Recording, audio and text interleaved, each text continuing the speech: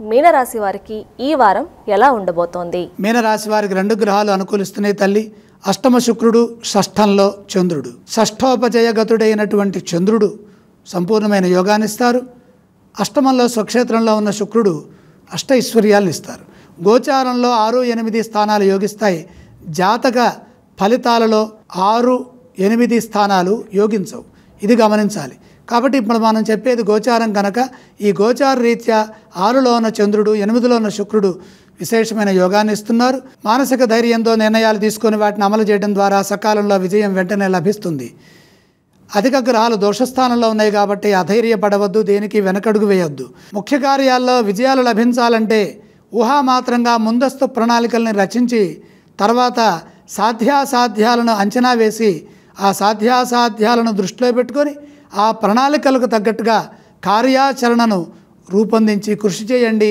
అప్పుడే విఘ్నాలు తొలగి విజయం లభిస్తుంది. భావావేశాలకు లోను కాకుండా గంభీరంగా వ్యవహరించండి. ఇంట్లో వారి సూచనలు తప్పనిసరిగా పాటించాలి. శుక్రగ్రహస్థితి అనుకూలంగా ఉండటం వల్ల ఆశించిన ధనలాభం తప్పనిసరిగా కలుగుతుంది. అందుకు అవసరమైన యోగ్యత లభిస్తుంది. ధన ఆదాయ మార్గాలు పెరుగుతాయి.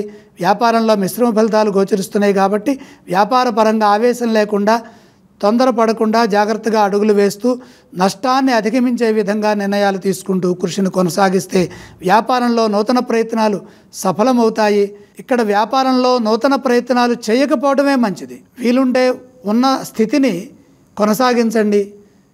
వ్యాపారంలో నష్టం రాకుండా, ఆర్థిక నష్టాలు రాకుండా ఏకాగ్రతను అధికం చేయండి. ఈ రాశి వారు ఏ స్తోత్రాన్ని పఠించాలి? మీనరాశి వారు ఈశ్వర ధ్యానం చేయడం చాలా మంచిది. మీనరాశి వారు ఏ ఆలయాన్ని సందర్శిస్తే మంచిది? ఈశ్వరుణ్ణి దర్శిస్తే అభీష్ట సిద్ధి కలుగుతుంది. మీనరాశి వారు ఏ విధానం చేయాలంటారు?